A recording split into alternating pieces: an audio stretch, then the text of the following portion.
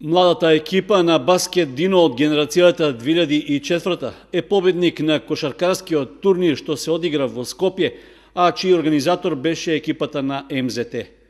На турнирот настапија најдобрите 4 екипи од државата, кои играа на така наречениот Final Four во минатото првенство.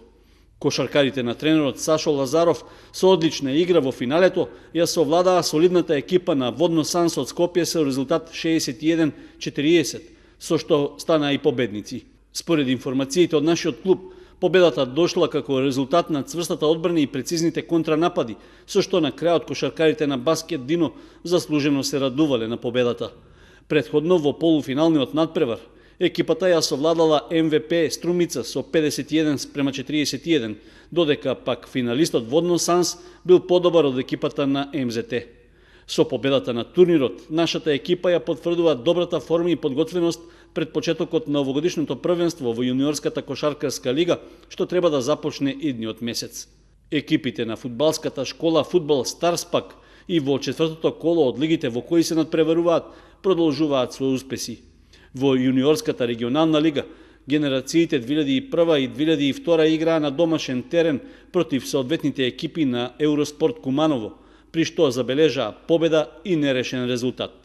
Нашата пионерска екипа беше далеку подобра и понадмокна од противникот од Куманово и на крајот славеше победа од 7-1.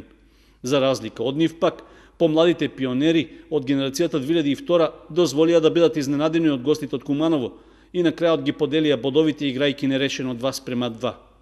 Со победа во 4 првенствени кола, генерацијата 2001 на Фудбал Старс сега има вкупно 12 бода и со подобра гол разлика е на првото место на табелата пред Плачковица. Помладите пионери пак имаат 10 бода и го делат првото место со Куманово Евроспорт. Во регионалната Југоисточна лига, петлињата од генерацијата 2003 на нашата фудбалска школа гостуваа во Струмица против Академија Пандев и загубија со 2-0.